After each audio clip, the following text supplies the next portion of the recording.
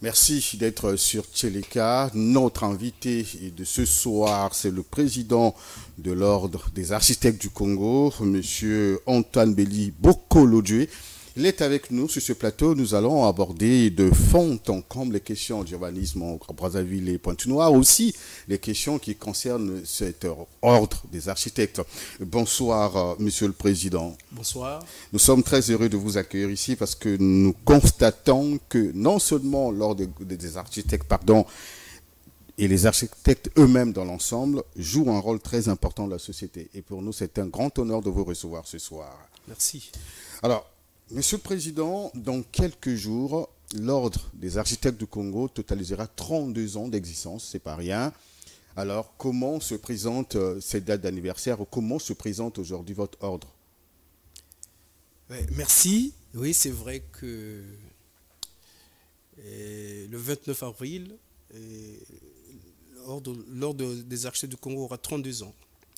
En effet, l'ordre a été créé par la loi 013 par 92 du 29 avril 1992, donc à l'époque du CNT, c'est le Conseil national de transition. Oui. Et donc jusqu'à aujourd'hui, ça fera 32 ans. Et en 32 ans, effectivement, on peut dire que l'enfant a grandi. Et je voulais d'ailleurs profiter de votre micro pour rendre hommage à nos pères qui se sont battus pour créer l'Ordre des architectes du Congo. Et le doyen Mukenge, paix en son âme,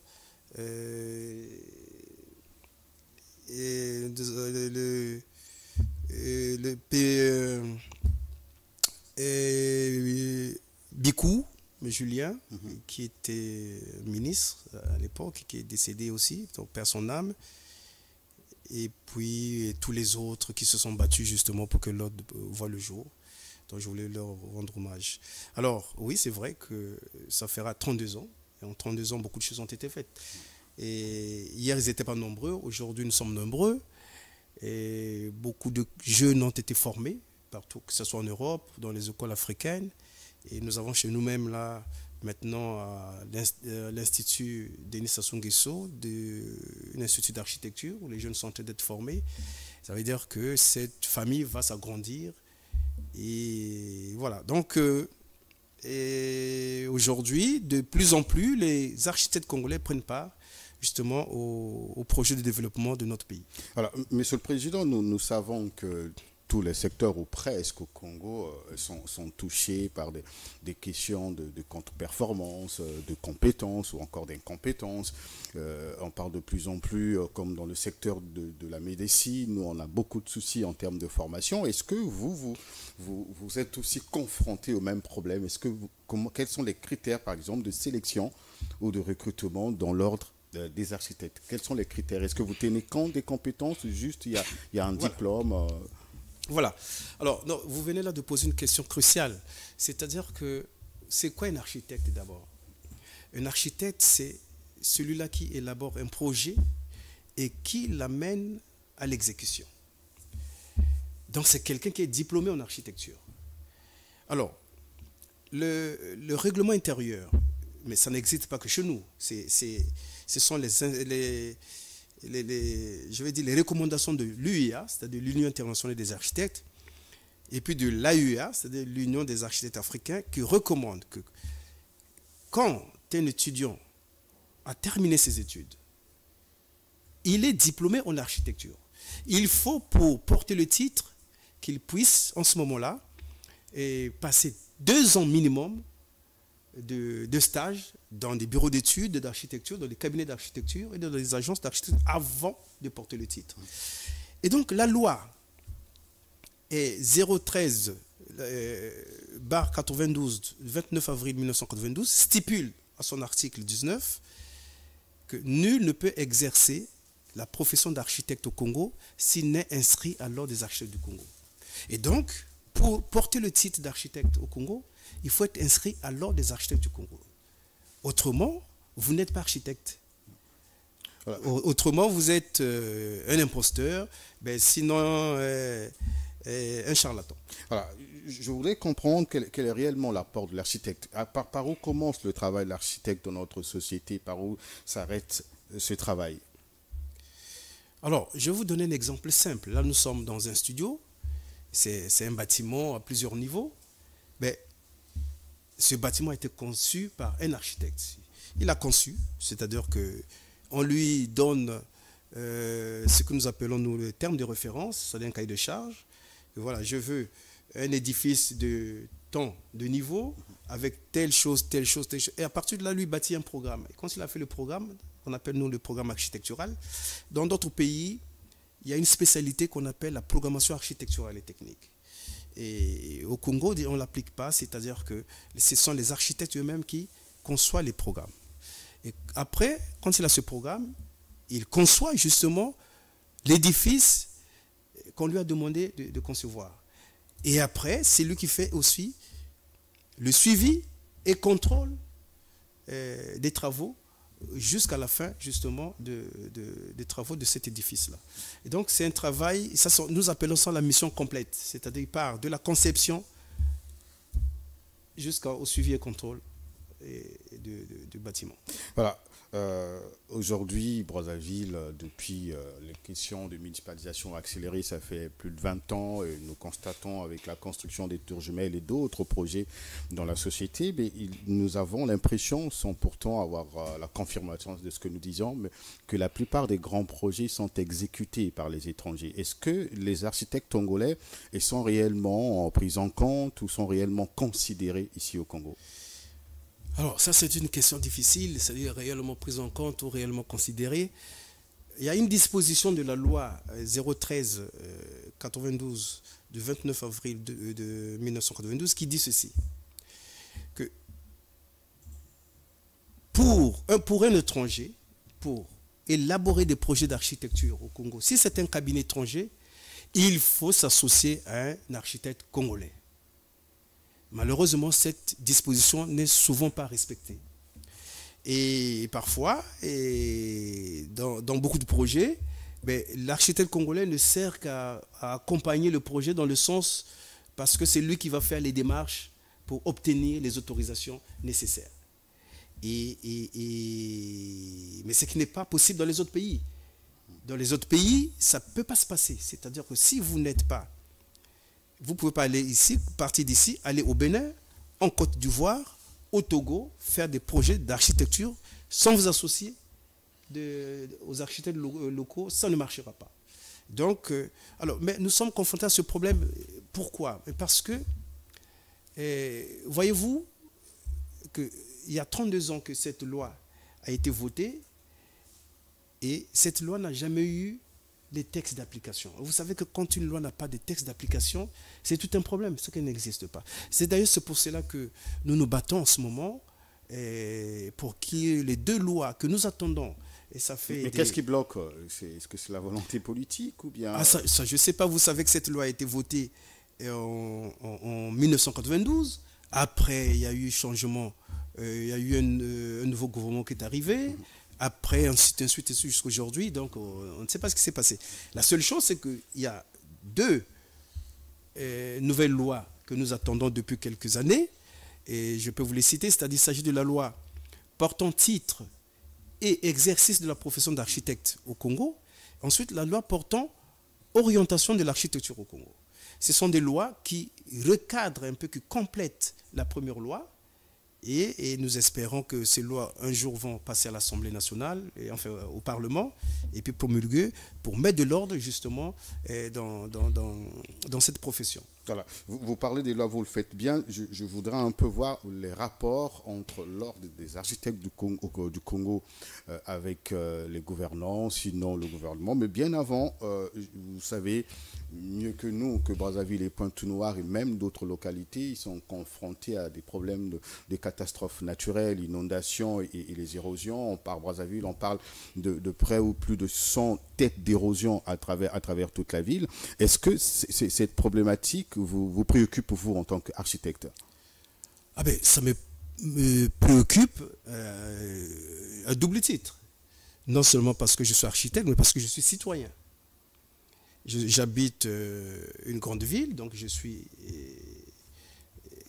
un administré de la ville, donc je subis les mêmes problèmes que les autres citoyens de la ville. Mais en ce qui concerne le gouvernement, qu'est-ce que je peux vous dire? Vous savez, il y a une disposition de la loi qui dit que l'Ordre des architectes du Congo est le conseil du gouvernement en matière de cadre bâti.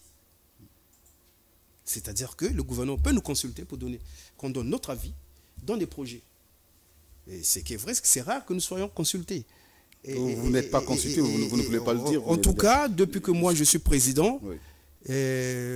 l'Ordre n'a jamais été consulté pour donner son avis.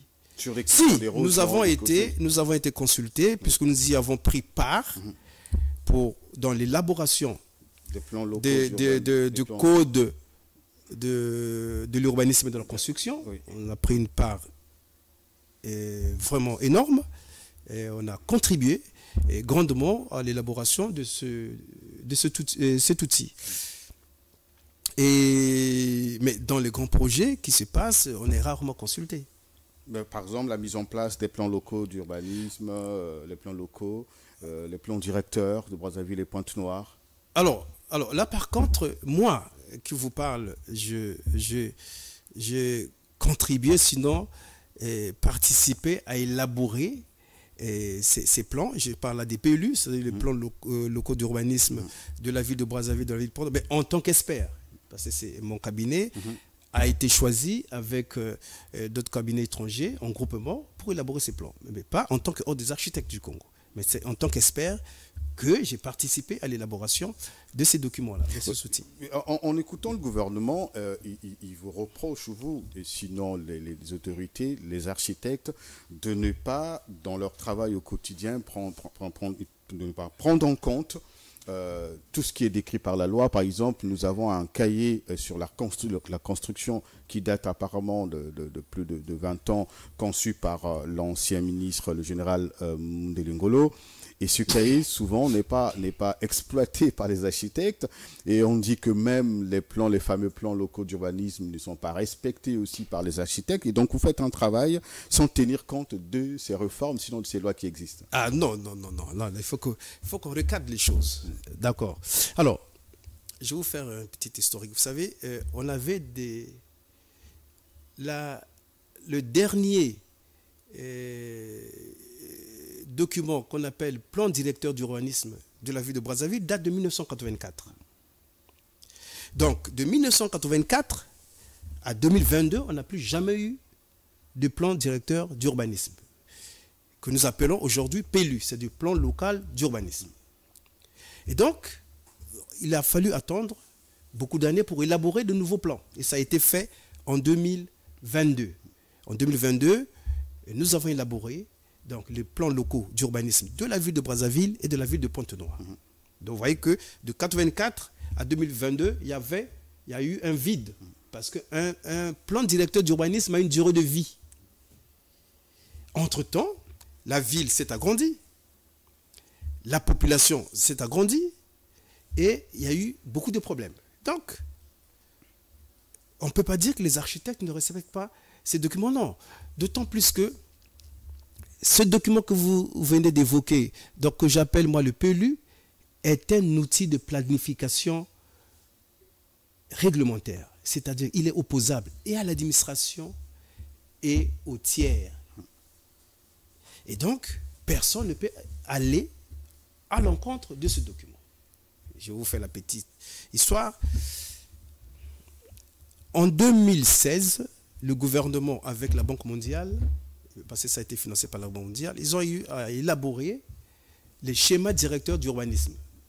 Donc, on a élaboré les schémas directeurs d'urbanisme de la ville de Brazzaville et de la ville de Pointe-Noire. Ce document, c'était un outil de planification stratégique et qui est opposable qu'à l'administration. C'est-à-dire, ça donne les grandes lignes de l'aménagement de nos villes. Parce que là, en l'occurrence, il s'agit des deux grandes villes, Brazzaville et Pointe-Noire. Après, en 2019, il y a eu donc l'élaboration du code de l'urbanisme et de la construction. C'est un outil législatif. Et comme toute loi, il faut des décrets d'application. Et là, les décrets sont en train de sortir petit à petit, même si à un moment donné, et nous avons recommandé dans les PLU que la loi soit, et l'évolution de la loi pour changer certaines dispositions par rapport aux recommandations du PLU. Et donc, Après, en 2022, il y a eu donc les 2 plans locaux d'urbanisme de la ville de Brazzaville et de la ville de Pointe-Noire. Et j'ai dit tout à l'heure que cet outil, c'est un outil de planification réglementaire. C'est-à-dire, dans cet outil, nous avons toute la réglementation nécessaire pour aménager nos 2 villes. Puisque pour le moment, ça n'existe que dans les 2 villes. Donc, nous avons l'outil nécessaire. On trouve tout là-dedans.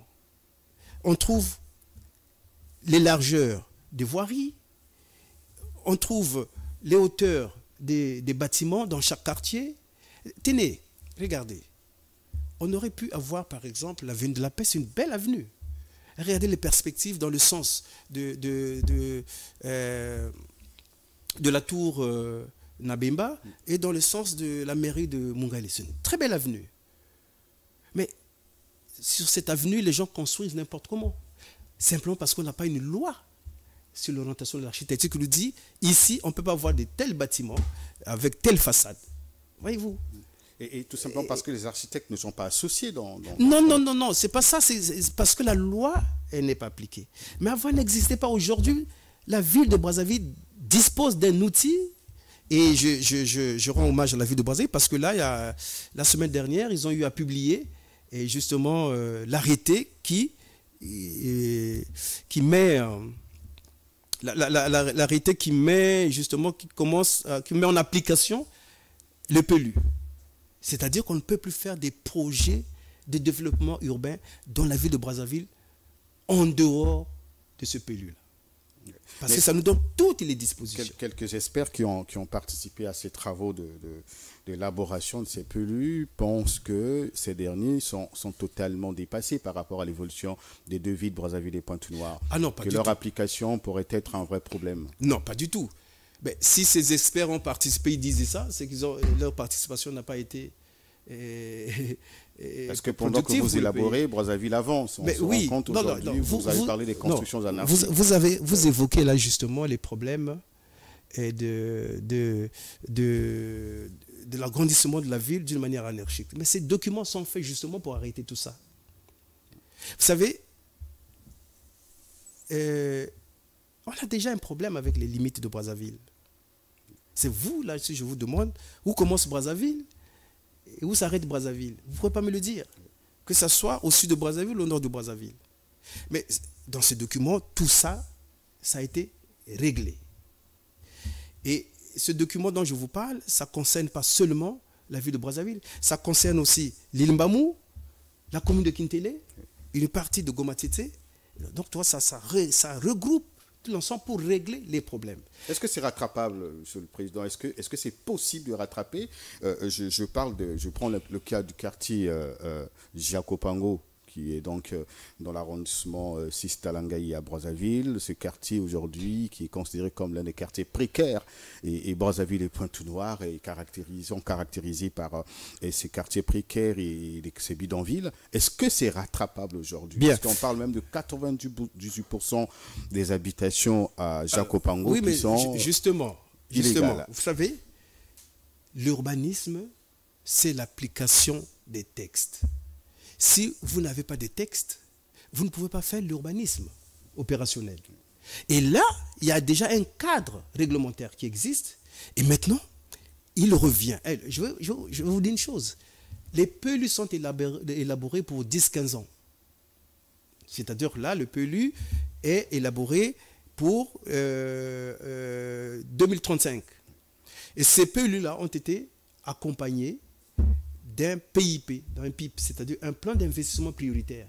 C'est-à-dire, on a dit, sur 10 ans, il faut 700 milliards pour régler le problème de la ville de Brazzaville. 600 quelques milliards pour régler le problème de la ville de Pointe-Noire. Et ce n'est pas pour rien qu'on met cette durée de vie, c'est pour justement régler le problème petit à petit. Et je vous assure que si les moyens se font disponibles, que ces problèmes vont être réglés. Alors, pour revenir au cas du quartier dont vous parlez, vous savez, il faut différencier deux choses. Ce que nous appelons, nous, l'aménagement en milieu occupé et les aménagements futurs à venir.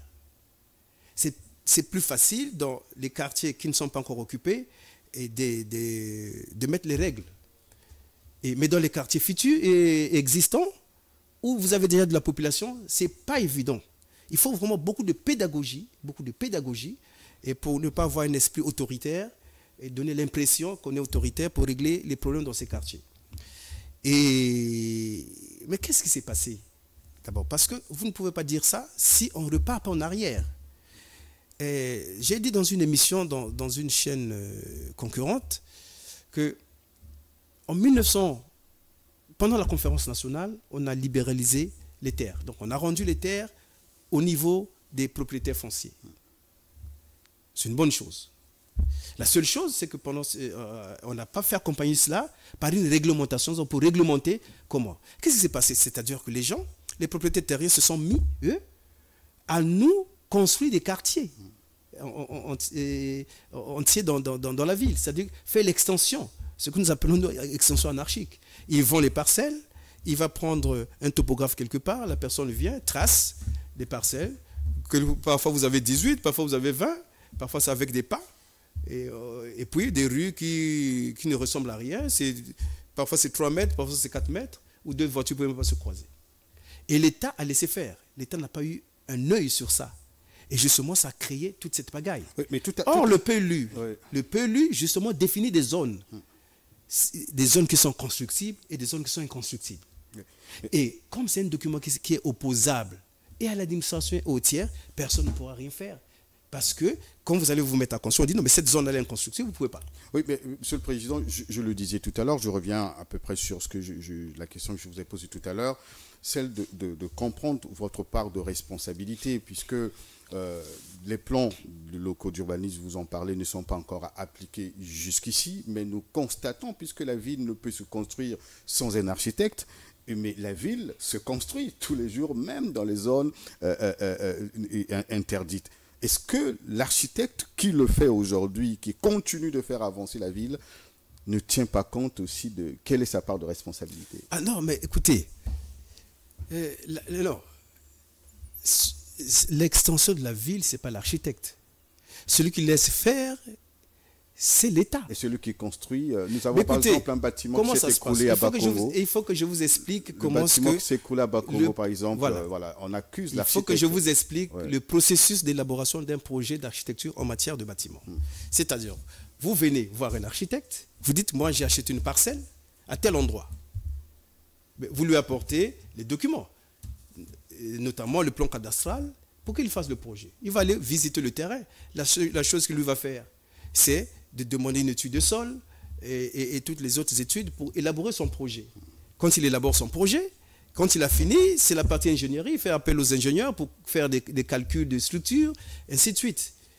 Et il va vous aider à choisir l'entrepreneur qui va justement construire. Si la mission, c'est une mission complète, cet architecte va vous assister en faisant le suivi et contrôle des travaux. Mais ce n'est pas lui qui donne l'autorisation de l'achat du terrain. Ça revient à la ville. Ça, c'est la responsabilité de la ville. Est-ce que l'architecte ne peut pas conseiller ou déconseiller à ce niveau? Par exemple, je parlais tout à l'heure du bâtiment qui s'est écroulé à Bakongo il y a 1 an à peu près, où toutes les enquêtes ont porté sur la responsabilité de l'architecte. Moi, je ne sais pas. Moi, j'ai jamais... Nous, en tant qu'ordre des architectes, on n'a jamais reçu la conclusion, je veux dire, le rapport de cette enquête-là. Ouais. Mais ce que je peux vous dire, plusieurs raisons peuvent être à l'origine de l'écroulement d'un bâtiment. Et soit les études ont été mal menées, les études d'ingénierie par exemple, et soit au moment de la mise en œuvre, les maçons n'ont pas respecté les prescriptions de l'architecte. Ou alors, ce bâtiment n'a pas été conçu par un architecte. Et c'est pour ça d'ailleurs qu'il faut... Ça peut arriver aussi. Ça peut arriver parce que vous savez que les Congolais, rares sont les Congolais qui vont consulter un architecte. Parce qu'on pense que tout chez vous coûte cher. Ah non, c'est faux. Un citoyen lambda ne pas voir un architecte. Non, pas du tout. Parce que justement, il y a une disposition de la loi portant code de l'urbanisme et de la construction qui donne jusqu'à 100 mètres carrés. Les citoyens congolais, jusqu'à 100 mètres carrés, peuvent concevoir son plan. Mais à partir de 101 mètres carrés, il faut voir un architecte. La seule chose, c'est que si vous avez conçu votre plan, il faut aller voir quand même un spécialiste pour vous dire ça. Et d'ailleurs, ces bâtiments de 100 mètres carrés ne peuvent pas être à étage. Donc, c'est ce que nous appelons plein pied. Vous voyez, pour vous dire que donc, on a pensé à tout ça, parce que les gens toujours mettent l'architecte est cher. Ouais. Non, mais justement, il fait un travail qui est complexe parce qu'il est responsable après. Et c'est pour cela que tout est cher. Alors, Monsieur le Président, nous avons parlé des érosions qui avancent. On a parlé des quartiers précaires. Alors, à quel niveau, comment peut-on faire pour améliorer? Vous avez déjà plus ou moins abordé les problèmes des pelus, mais à votre niveau, la ville avance. Que pouvez-vous faire pour améliorer cela? Bon, tout à l'heure, vous avez parlé de quartiers précaires. Moi, personnellement, ça n'engage que moi. Je n'aime pas trop cette expression. De quartiers précaires. Et moi, je pense que c'est quand même rare. L'avantage qu'on a au Congo, c'est qu'on n'a pas de bidonville. Mais on a plutôt des quartiers sous-équipés. Parce que des quartiers où on ne trouve pas des équipements publics, pas d'école, et pas de terrain pour les loisirs pour les enfants, et pas de terrain pour mettre un ceci, et un terrain pour mettre le marché. Et donc, des quartiers qui sont pauvres en équipement public. Mais vous savez, justement, pendant l'élaboration justement des PLU, il y a eu une expérimentation pour faire ce qu'on appelle le plan de restructuration des quartiers précaires. Oui. Il y en a eu 2 à Brazzaville, c'est-à-dire Soukissa et Mkunzingwaka. Et puis après, on a eu une de Mboukou et je me souviens un peu de deuxième quartier. Donc c'est une bonne expérimentation. Je pense que c'est une expérience qu'il faut continuer, quartier par quartier.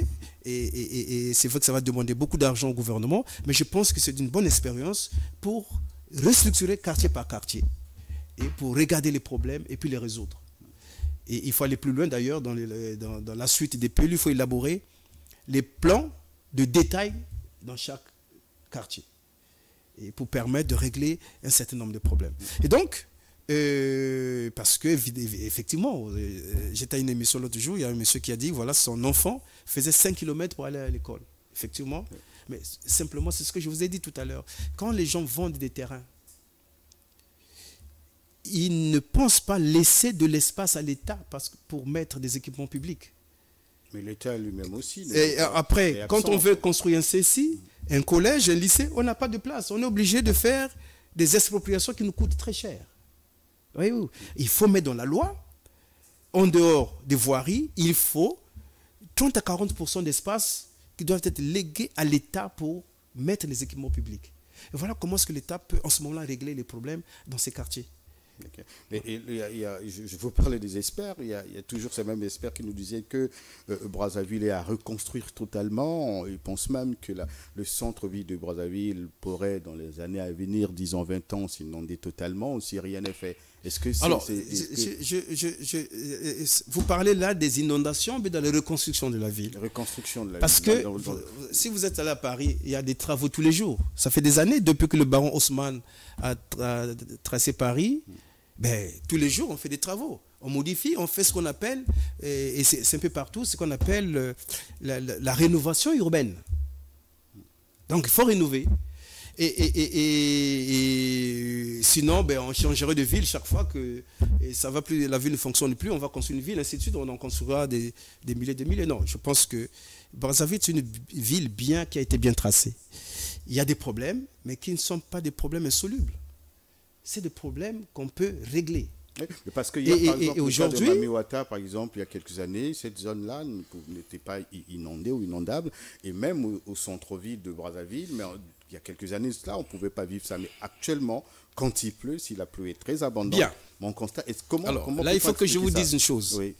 C'est vrai qu'il y a eu, entre-temps, des inondations, et il y en a eu non loin des 2 tours jumelles et jusqu'à... Alors, il y a des phénomènes qui sont des phénomènes qui parfois arrivent tous les 50, 60 ans, voire 100 ans. Et ça, c'est des phénomènes climatiques qu'on ne peut pas expliquer.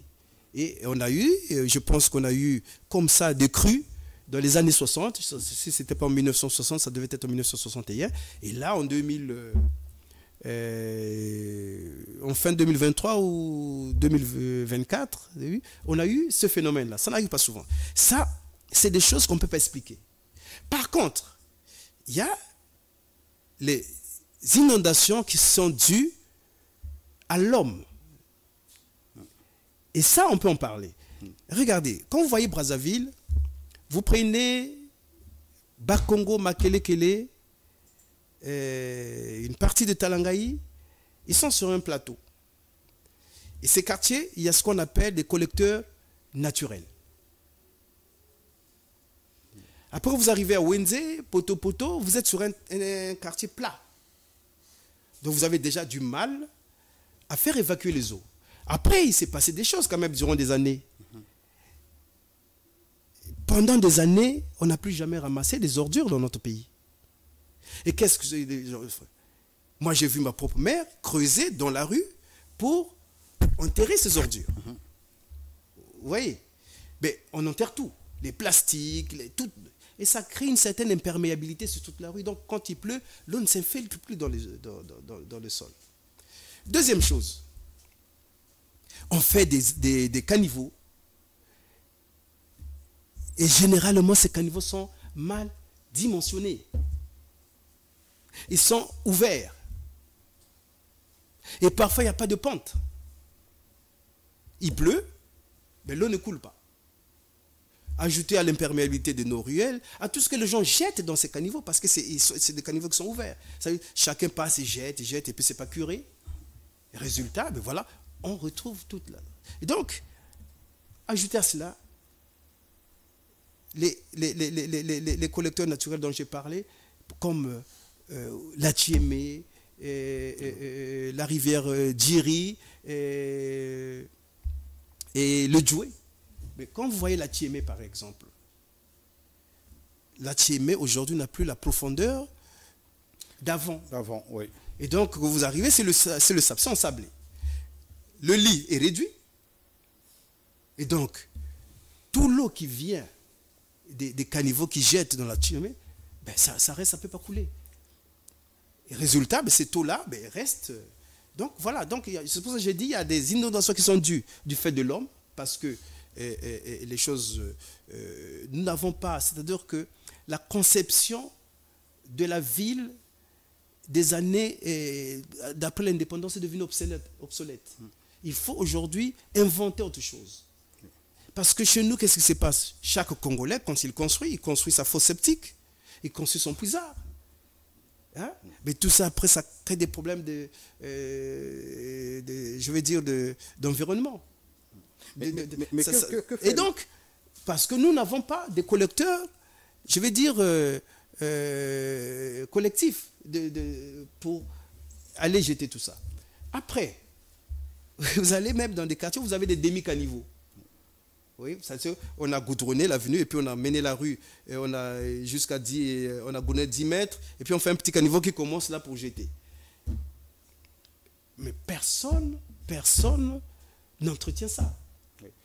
Quand on vous parle, on vous entend parler, on va la part des responsabilités, sinon l'incivisme des populations, mais aussi l'absence des autorités compétentes.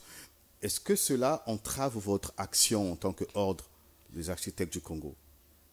C'est-à-dire que dans votre fonctionnement quotidien, est-ce que tout ce que vous décrivez aujourd'hui constitue comme des obstacles pour Non, pas du tout, pas des obstacles, parce que, j'ai dit tout à l'heure, nous on a aussi un rôle de conseil. Oui. C'est-à-dire qu'on peut conseiller comment faire. Et puis en tant qu'expert, on peut dire, non, là, voilà ce qu'il faut faire. Encore que vous soyez consulté. Hein? Non, vous parlez là des problèmes sérieux, parce que j'ai entendu l'autre jour dans une émission, quelqu'un m'interpellait pour dire, il n'est pas normal que dans une ville comme Brazzaville, pareil pour Pointe-Noire, où nous avons une cité, où nous avons la rivière, nous avons la Tiémé, nous avons Mikalou, nous avons Mfilou, nous avons le Djoué, nous avons la Djiri, et nous avons le fleuve Congo, qu'on n'arrive pas à évacuer les eaux. Oui. Voyez-vous? Et regardez un peu ce qui se passe. Vous êtes à Massengo. Souvent, on a eu des accidents sur cette route-là quand il pleut. On a eu des gens qui sont morts parce qu'ils sont portés par des eaux. Mais quand vous partez de Massengo jusqu'à la rivière qu'on appelle Makabandilou, c'est une pente. Mais comment est-ce qu'on n'arrive pas à évacuer les eaux? Et Makabandilou, ce quartier, ce nom-là, parce que c'était un village qui est à côté d'une rivière qu'on appelle Makabandilou. Donc, il y a déjà le problème d'assainissement de cette petite rivière qui jette dans l'Algérie. Et puis, étudier le dimensionnement des ouvrages d'évacuation des eaux sur cette route qui est la nationale 2 pour jeter les eaux. Et tout ce travail devait se faire par qui? Écoute, il faut mettre des experts, des ingénieurs qui vont étudier toutes ces questions et puis régler le problème d'une manière radicale et définitive. Sinon, on va faire toujours, on va revenir aux mêmes choses. On va dépenser de l'argent et puis à la prochaine pluie, c'est la même chose, et ainsi de suite. Et donc, il y a un problème, il faut regarder comment est-ce que nous avons. Mais je pense qu'il y a un travail qui avait été fait et sur le problème de drainage des eaux dans la ville. Et il y avait un schéma directeur d'assainissement des objets solides et liquides. Je pense que ce schéma directeur est devenu désuet parce que ça date de 2008. Il faut refaire les choses pour regarder exactement comment faire pour avoir des solutions radicales. Et pour voir, et nous avons l'expérience parce que vous savez, à l'époque, moi j'ai travaillé au Conseil général de Pointe-Chaussée en France et puis on devait étudier des égouts dans un village. Qu'est-ce qu'on a fait? On est allé chercher quelle a été la plus grande pluie, la dernière grande pluie dans cette zone. On s'est dit, mais écoutez, mais si on a le double de ça, comment on fait pour évacuer? Donc, ça nous a permis de bien dimensionner les ouvrages. En se disant, si on a le double de cette pluie-là, ça peut emporter telle quantité. Donc, je pense que non, il y a des choses à faire, on peut les faire. Et c'est un problème de moyens. C'est des volontés politiques aussi. Je pense que la volonté politique, il y en a quand même. Parce que si des gens élaborent ce genre de textes, ça veut dire que... ça veut dire qu'on veut régler les problèmes. Ouais. Après, il faut les moyens, justement, pour passer à la phase d'application. Nous tendons vers la fin de notre entretien. J'ai à peu près 2 questions à vous poser. D'abord, je reste sur la planification urbaine. L'on disait, est-ce qu'à Brazzaville et Pointe-Noire, je reste sur Brazzaville, il y aurait des infrastructures qui seraient jusqu'ici mal positionnées, mal dimensionnées pour que, c'est-à-dire qui causeraient même les inondations, qui causeraient même les érosions. On parle par exemple de l'hôpital de base de Nkombo qui serait pas l'endroit qu'il fallait puisqu'il y a une chaîne de télévision à côté avec la TDC, la télévision diffusion du Congo, avec tout ce qui est avec les rayons X. Semble-t-il que cet hôpital est mal positionné. On parle aussi du viaduc qui pourrait disparaître dans quelques années, en sablé totalement, si rien n'est fait. Est-ce que les études ont été mal faites à ce niveau? Alors, moi, je suis très mal placé pour répondre. En tant qu'architecte, quand vous regardez l'hôpital de non, Nkombo, non seulement par exemple. en tant qu'architecte, en tant que... Non, je ne pense pas que implanter un hôpital à côté d'une télévision, ce soit un problème. Quand on implante... je vais dire des locaux de radiographie, mais c'est protégé. Ces locaux sont protégés contre les rayons X. Et ça dépend, on met du plan. Enfin, aujourd'hui, on sait faire. Donc, je ne pense pas que ce soit le plus grand danger. Après, je ne sais pas comment ce choix a été fait. Moi, je ne peux pas répondre à cette question de l'implantation de ces locaux. Mais je pense que dire comme vous avez dit, non, je ne crois pas. Et sur le viaduc, quels sont les éléments qui vous permet de dire que d'ici quelques années, ça va disparaître? Mais puisque le sable est déjà au niveau plus au niveau même niveau que le pont. Les sables qui partent de gauche à droite, des habitations qui sont sur la montagne. Non, mais je pense qu'il y a même une érosion par là. C'est pour ça que je vous ai dit tout à l'heure que faire de l'urbanisme opérationnel, il faut avoir d'abord des textes. Et le pays s'est doté des textes justement pour régler le problème. Et dans ces textes-là, notamment dans le PLU, il est défini des zones constructibles et des zones non constructibles, des zones à ménagement différé, et ainsi de suite. Et tout est défini. Regardez, vous allez dans un quartier, vous avez quelqu'un qui a une maison plein pied, avec une douche que nous appelons couramment Kikozo. Et puis de l'autre côté, il y a quelqu'un qui vient de mettre 7 étages. Et puis voilà, la pauvre maman qui est en train de se laver, lui, depuis le 7e étage, je regarde. Non, tout ça, ça a été réglementé. Donc, on peut dire, dans ce quartier-là, vous ne pouvez pas construire au-delà de tel niveau. Au-delà de tel niveau. Vous ne pouvez pas implanter ici tel bâtiment. Tout ça, c'est réglé dans les PLU. Je vous ai dit tout à l'heure que si nous arrivons à appliquer les PLU, 80% des problèmes de la ville seront réglés. Oui. Et donc, à partir de ce moment-là, le PLU, c'est sur 10-15 ans. Laissons faire, voyons comment est-ce qu'on va aller dans les 15 ans, comment est-ce qu'on va améliorer nos villes. Et donc, les problèmes d'implantation, enfin, je vais dire, ça ne regarde pas l'architecte, parce que l'architecte, on lui présente un terrain. Mais est-ce que c'est aussi le fait que la plupart des textes que vous évoquez soient élaborés par les étrangers? Est-ce que vous avez un plan pour renverser la donne? Non, là-dessus, c'est juste pour dire que au Congo, le gouvernement doit nous faire confiance parce qu'il y a la ressource humaine de qualité. Et donc, évitons de toujours penser que les autres font mieux faire. Ils ne connaissent pas notre sociologie, ils ne connaissent pas notre anthropologie. Nous connaissons nos problèmes. Donc, on sait mieux faire. Pourquoi toujours aller prendre des étrangers pour élaborer les textes qui nous concernent? Voyez-vous, donc, que le gouvernement fasse confiance aux Congolais, les experts congolais, il y en a beaucoup. Il y a beaucoup de sachants au Congo, mais qu'on fasse confiance aux Congolais, mais ils vont faire le même travail, parfois mieux. Okay. Et surtout qu'ils connaissent mieux l'environnement. Voilà, Antoine Belly et Bokolo Djoué, nous sommes arrivés à la fin de notre interview, mais je vous la laisse boucler. Vous avez certainement, en résumé, dire ce que nous n'avons peut-être pas pu aborder, qui serait d'une importance capitale pour vous. Oui, ce que je voulais dire, c'est que au regard de tout ce que nous avons évoqué comme problème, j'ai vu que tout ça tournait autour des difficultés des citoyens, des populations dans nos deux grandes villes. Mais il n'y a pas que nos deux grandes villes, parce que je pense que ces textes-là, il faut aussi qu'on élabore les mêmes textes pour nos villes secondaires. Je cite par là Dolizy, Nkayi, Ouesso, Ouando et toutes les autres villes, et justement pour que ce que nous connaissons aujourd'hui dans les deux grandes villes, on ne puisse pas les connaître dans ces villes-là, et qu'on anticipe justement pour régler les problèmes. Et je pense aussi qu'il n'y a pas de fatalité, et je pense que ce sont des problèmes. Le gouvernement fait des efforts aujourd'hui pour avoir des outils de planification, que ce soit législatif ou réglementaire. Et le plus difficile reste à faire, c'est de regrouper les moyens pour rentrer dans l'opérationnalité, l'opérabilité dans l'application de ces textes. Et pour que justement qu'on applique ces textes et qu'on répare la ville. Parce que nos deux villes cherchent à être réparées. Ouais. Et on peut réparer et remettre sur le chemin nos villes. Et je pense que nous avons des outils.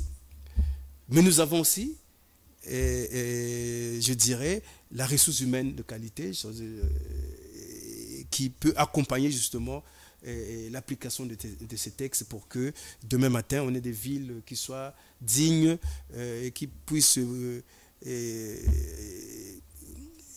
délivrer justement au niveau des citoyens l'envie de vivre dans ces villes. Merci. Nous sommes arrivés à la fin de cette interview. Merci de nous avoir suivis. Merci à toute l'équipe technique qui nous accompagne et qui nous a permis d'être avec vous ce soir. Partagez le contenu, abonnez-vous. Nous allons vous retrouver à la prochaine occasion avec un autre invité. Merci.